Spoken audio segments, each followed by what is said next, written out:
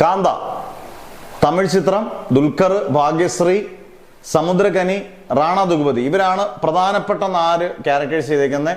ചെറുതും വലുതുമായിട്ട് ചെയ്തേക്കുന്ന എല്ലാ ക്യാരക്ടേഴ്സും ഗംഭീര പെർഫോമൻസ് പറഞ്ഞാൽ ഗംഭീര പെർഫോമൻസ്, ടോപ്പ് നോച്ച് എന്നൊക്കെ പറയാം. ദുൽഖറിന്റെ ചാർലിയും ഉസ്താദ് ഹോട്ടലും ഒക്കെ ഉണ്ടെന്ന് പറഞ്ഞാൽ പോലും ഇതിനകത്തെ പെർഫോമൻസ്, പ്രത്യേകിച്ച് ക്ലോസപ്പ് ഷോട്ടൊക്കെ ഉള്ള പെർഫോമൻസ് എല്ലാം ഗംഭീരം. ക്ലോസപ്പ് ഷോട്ട് നോക്കുമ്പോഴാണല്ലോ ഒരു നടന്റെ അല്ലെങ്കിൽ നടിയുടെ ഒക്കെ ഇവർ രണ്ടുപേരും നായകനും തകർത്തിട്ടുണ്ട്.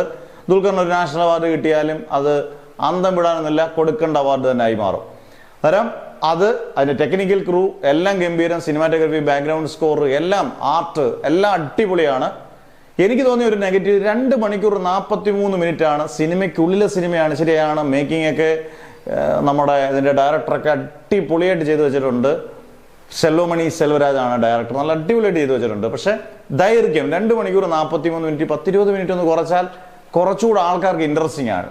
ഇതൊരു കാണേണ്ട സിനിമയാണെന്ന് വെച്ചാൽ നമുക്ക് കണ്ട് അത്യാവശ്യം ത്രില്ലൊക്കെ അടിക്കുന്ന സിനിമ തന്നെയാണ്.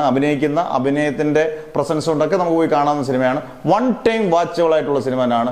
ഗംഭീര അസാധാരണ സിനിമയാണെന്ന് വെച്ചാൽ അല്ല. പക്ഷെ തമിഴ്നാട്ടിൽ തമിഴ് സിനിമയിൽ ഒരു 2-3 കൊല്ലമായി അല്ലെങ്കിൽ 3-4 കൊല്ലമായിട്ടൊരു നല്ല ഗംഭീര പെർഫോമൻസ് ഉള്ള സിനിമകളൊന്നും വളരെ അപൂർവമാണ്. അത് വെച്ച് നോക്കുമ്പോൾ നമ്മുടെ മലയാള നടൻ, പ്രത്യേകിച്ച് ദുൽഖറിനെ പോലൊരു നടൻ അവിടെ പോയി തകർത്താടുക എന്ന് പറയുമ്പം അത് നിസ്സാര കാര്യമല്ല, അത് കൈയടിക്കേണ്ട കാര്യം തന്നെയാണ്.